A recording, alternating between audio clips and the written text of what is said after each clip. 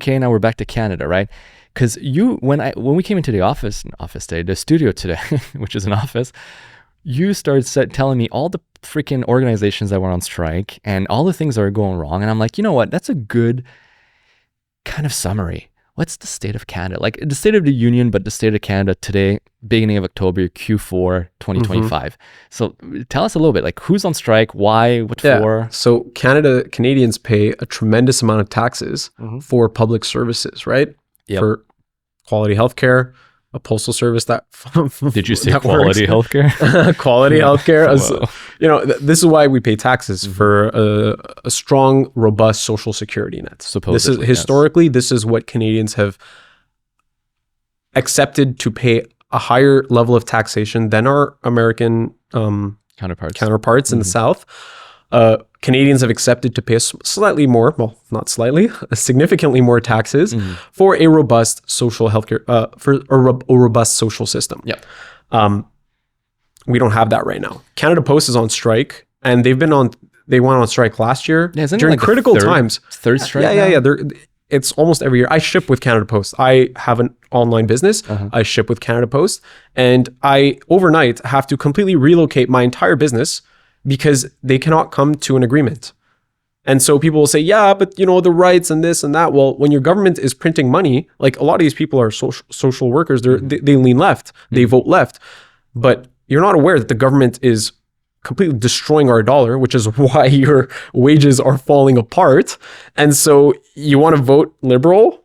Go ahead. This is what you get. And So Canada Post is on strike. Canada Post is on strike. STM is on strike in Montreal. We're in Montreal. So the STM, just so people know, right? It's our public transit system. Yes. CARM. This is one of the worst ones. Okay. We need thriving businesses, and in Canada we trade. We import. We export.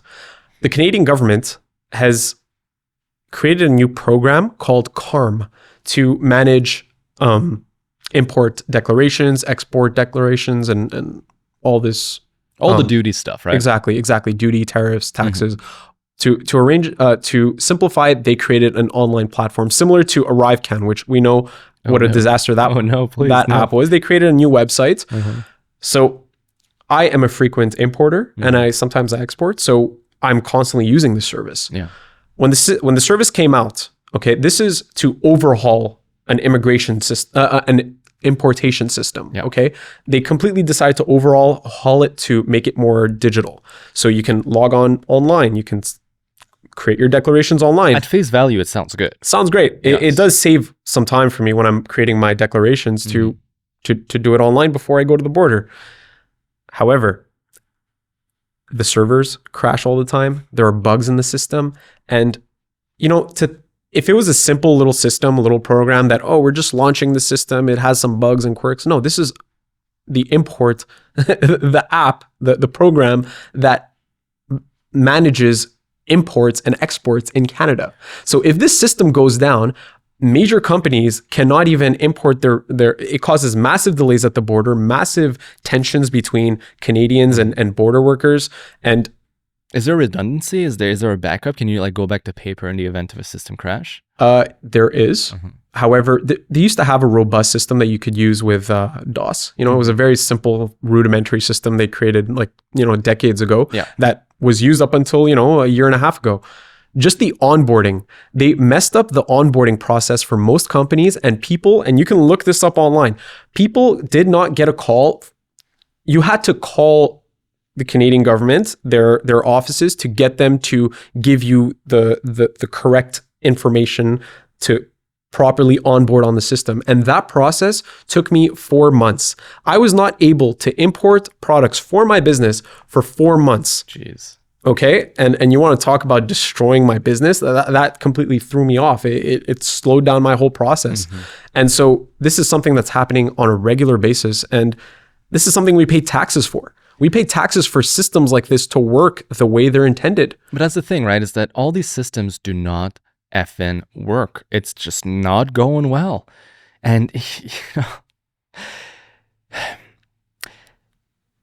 I took a little look. Okay, I saw this statistic, this passing by, comparing Canada to Saudi Arabia. the amount of time that I get into, I don't want to say online comments, but a lot of people sometimes, because I think you and I are both very, very strict on taxes. Like we're tough on it, right? We're very much against taxes. And the number one comment I get from people that for some reason love taxes, they're like, it's the cost of having a society. We would not be able to have free stuff without society. Police would collapse and firefighters would not be there and the roads would not be there. And I have to remind these people that, wait a second, taxes is not the only way that a government can finance itself. And there are several countries in the world that do not levy either any taxes, or if they do levy taxes, it is considerably lower than Canada. So let's compare a little bit. Two countries, let's call it this, okay? The tale of two nations, okay? Okay. Or we can also say, let this sink in, Canada.